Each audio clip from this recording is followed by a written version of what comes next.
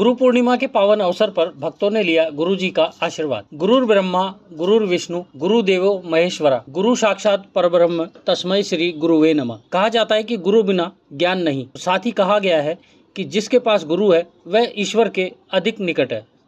शास्त्रों में ये भी कहा गया है कि बिना गुरु के इंसान को मोक्ष प्राप्त नहीं होती। गुरु पूर्णिमा के पावन अवसर पर आज national sports club of India में परम पूज्य गुरुदेव आचार्य डॉक्टर विवेक पंच तत्व जी के सानिध्य में गुरु चरण वंदन पूजन का आयोजन किया गया। इस आयोजन में अलग अलग राज्यों से भक्त आए और गुरु जी के चरण वंदन कर उनका आशीर्वाद प्राप्त किया। साथ ही आए हुए कुछ भक्तों ने आचार्य जी से गुरु मंत्र लेकर उनको गुरु धारण किया। इस अवसर पर अलग अलग राज्यों से आए भक्तजनों ने मीडिया से बात करते हुए बताया कि वो लंबे समय से गुरु जी और निदान आश्रम से जुड़े हुए हैं और गुरु जी का सानिध्य प्राप्त कर हमें बड़ी ही अद्भुत अनुभूति होती है। गुरु का साथ हो तो लगता है हम जीवन के तनाव और उतार चढ़ाव से आसानी से पार हो जाएंगे। देखा जाए गुरु पूर्णिमा है और आपने गुरु के दर्शन भी किए हैं, गुरु से आशीर्वाद भी लिया, क्या प्रेरणा मिलती है जब गुरु के साथ सामने होते हैं?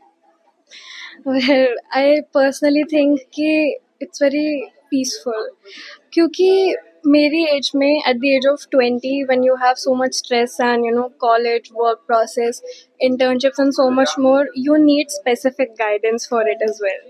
So मेरे मन की प्रेरणा ये है कि चाहे लोग कोई से भी एज के हो लेकिन आप यंग एज से शुरू करो एक गुरु दीक्षा लेना, उनके चरणों में आना और पर्सनली अपने ग्रोथ के लिए हीलिंग के लिए आगे बढ़ना इज़ वेरी इंपॉर्टेंट, चाहे वो एस्ट्रोलॉजी के थ्रू हो या फिर वैदिक साइंसेस के। एक बात कीजिए, जिस तरह जो आपकी यंग एज है, आप टीनेज में है, इस उम्र में बच्चे भागते हैं और आप गुरु की शरण में हैं, क्या मैसेज देना चाहेंगे? मैं ये नहीं कहूँगी कि अभी ही आप गुरु की शरण में आइए या कुछ ऐसा, because I know it takes a lot of time to grow up and understand what you are going through as well. So at my age I feel like I personally matured pretty soon and understood what I actually need for healing. So I would say take your time, it's okay and it will all be fine soon. लीन है, क्योंकि जब से हम देख रहे हैं आप गुरु भक्ति में लीन है और गुरु की सेवा में लगे, कैसा महसूस हो रहा है आपको? मैं समझती हूँ सारे रिश्ते जो होते हैं 7 जन्मों के होते हैं और गुरु शिष्य का रिश्ता है, शास्त्रों में विदित है कि वो तब तक आता है जब तक सृष्टि है, ब्रह्मांड है, सब कुछ है। तो मैं समझती हूँ मैं पीछे सालों से आ रही हूँ और ये शायद इतने अच्छे कर्म हैं। जैसे मैं हमेशा कहती हूँ कि माँ जब आपको आशीर्वाद देना चाहती है तो वो गुरु का प्राकट्य कर देती है आपके जीवन में, और मैं शायद सबसे सौभाग्यशाली समझती हूँ खुद को कि मेरे जीवन में गुरु ऐसे हैं जिनके चरणों में रह के मैं सारा काम कर रही हूँ। मेरा रेगुलर लाइफ स्टाइल जो है वो उन्हीं पर आधारित है, उन्हीं के डायरेक्शंस पर है, और वो हमेशा ये कहते हैं ब्लाइंडली फॉलो मत करो।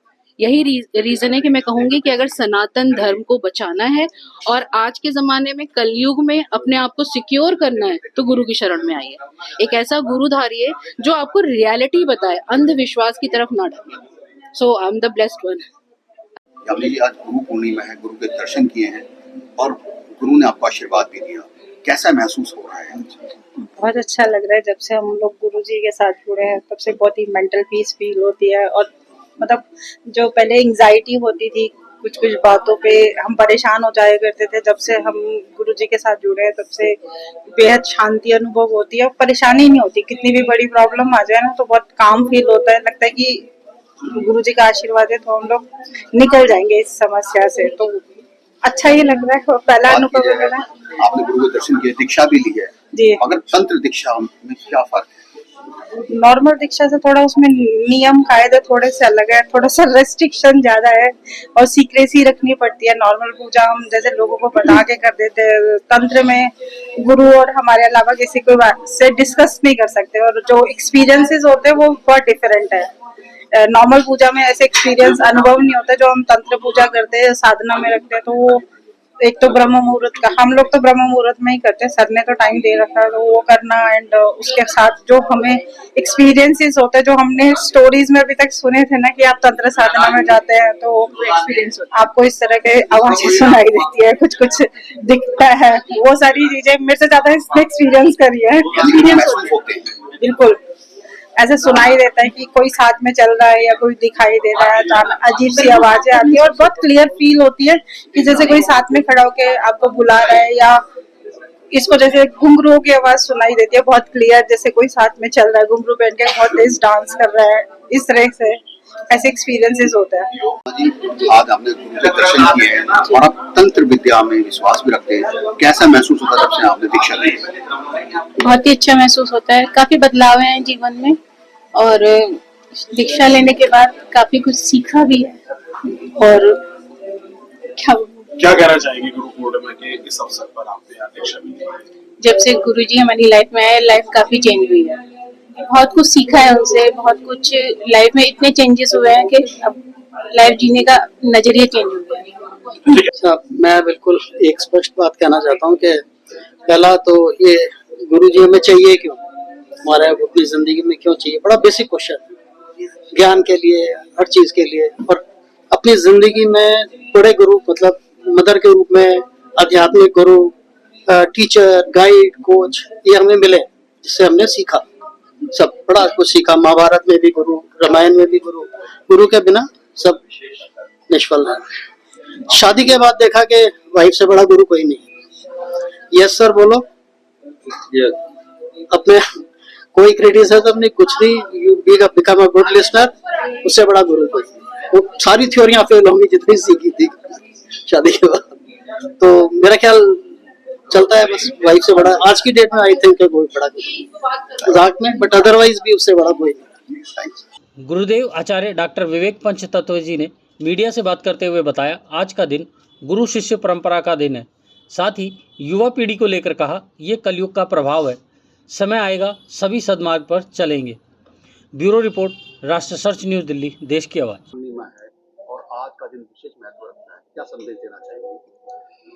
सबसे पहले निदान प्रणाम साथियों, और आप सबके जीवन में शक्ति की राह हो। शक्ति है तो जीवन है, और शक्ति से ही जीवन चलता है। शक्ति है तो शिव है, नहीं तो शिव भी शव हो जाते हैं। तो हम बस शक्ति की ही आप सबको राह देते हैं। और गुरु पूर्णिमा का ये पावन दिन जो है, ये गुरु शिष्य परंपरा का एक इतना बड़ा दिवस है कि गुरु के साथ शिष्य एक भाव से, एक आत्मा के साथ जुड़ जाता है, और वो गुरु के साथ जुड़ के गुरु जैसा ही हो जाता है। व्यक्ति जब पहली बार आता है तो कुछ प्रश्नों के उत्तर जानने आता है, वो मुमुक्षु होता है, वो कुछ जानना चाहता है, तो प्रश्न के उत्तर जानता है। फिर वो कुछ जानने के बाद कहता है कि मैं कुछ सीखना चाहता हूँ, तो विद्यार्थी हो जाता है, तो विद्या का अर्जन करता है, कुछ पढ़ता है। फिर विद्या के जब पढ़ लेता है, कुछ जानकारी ले लेता है, वो चाहता है कि मैं गुरु के साथ आत्मिक भाव से जुड़ूं, तो फिर विद्यार्थी से शिष्य हो जाता है। तो शिष्य होने के बाद वो गुरु के साथ आध्यात्मिक भाव से जुड़ जाता है। और जो शिष्य, आज देखो इतने सारे मेरे शिष्य यहाँ बैठे हुए हैं, इतने भक्त कितना इतने परेशानी में भी आए हैं तो भक्त हो जाते हैं। जैसे ही वो भक्त हो जाते हैं तो खुद वो गुरु के समान हो जाते हैं। तो मेरे जैसे, मतलब जैसे मैं हूँ वैसे ही वो है सब, तो मेरे में और उनमें कोई अंतर नहीं है। मैं जब भी अपना परिचय देता हूँ तो मैं कहता हूँ कि मैं आप ही हूँ, मुझ में और आप में कोई अंतर नहीं है। बस आपने भाव से मुझे यहाँ बिठाया है, माँ और मेरे गुरुओं का आशीर्वाद सब आप लोगों के पास है। यही मैं आप लोगों के साथ मंगल कामना करता हूँ ईश्वर माँ भवानी से, अपने गुरुओं से, कि आप सबके जीवन में मंगल हो, खूब आप लोगों को स्वास्थ्य हो और खूब जीवन में आनंद का आप लाभ उठाएं। गुरु जी, छोटा सा सवाल है मेरा, आज के समय में देखा जाए तो जिस तरह से युवा पीढ़ी दिशाहीन हो रही है और कहीं ना कहीं धर्म से भटक रही है, क्या मैसेज होगा, क्या संदेश है? देखिए, कलयुग का समय है और आप कह रहे हैं युवा पीढ़ी दिशाहीन हो रही है, दिशा से भटक रही है, ये सब कलयुग का ही प्रभाव है। और युवा पीढ़ी अपने आप ही दिशा पे आ भी जाएगी। बस ये है कि समस्या ये है कि हम लोगों ने अपने घरों में वो जो छोटी छोटी बातें, बेसिक बातें एक दूसरे को बताना है, एक दूसरे से समझाना, कहना, वो जो पहले कहानियों के तौर पे सिखा दिया करते थे, बता दिया करते थे, वो सब बंद कर दिया है। आज माँ बाप के पास ही समय नहीं है, पिता के पास समय नहीं है कि बच्चों से बात करे, माँ के पास समय नहीं है कि वो बच्चों को समझाए, बात करे, वो आपस में कनेक्शन ही नहीं है। तो बच्चे भी क्या करेंगे? बच्चे अगल बगल जहाँ से जो सीख सकते हैं वो सीखेंगे। तो संस्कार पहले हमारे को अपने अंदर धारण करना है, हमको खुद ने सीखना है, और फिर धीरे से अपने बच्चों को भी दे रहे। बच्चा क्या करेगा? वो आपसे जो आप करेंगे वही बच्चा भी सीखेगा। तो पहले हम अपने अंदर बदलाव लाएं, पहले अपनी जीवन शैली में बदलाव लाएं और अपने जीवन को दिशा दें। जैसे ही हम अपने जीवन को दिशा देंगे, जितनी भी हमारी युवा पीढ़ी है अपने आप स्वतः ही दिशा पे आ जाएगी। जो आज हमें दिशाहीन प्रतीत हो रही है वो अपने आप दिशा पे आ जाएगी। उनको बस कोई समझाने वाला, कोई बताने वाला, कोई कहने वाला चाहिए जो उनको उनकी भाषा में समझा सके, उनकी भाषा में उनसे कह सके। तो मैं यही कह सकता हूं कि जितने भी मेरे युवा हैं, जितने भी मेरे साथ हैं, आप अपने मन का प्रश्न लाइए, मैं आपको आपके प्रश्न का उत्तर बिल्कुल वैज्ञानिक तरीके से ऐसे दूंगा कि जो आप अच्छे से समझ पाए, आप ही की भाषा में दूंगा। गुरु जी, थोड़ा बड़ा अलग हटके सवाल है। जी। आज जिस तरह से जो कथाओं का राजनीतिकरण कर दिया गया है और जो प्रचारक है उन पर भी सवाल उठने लगे,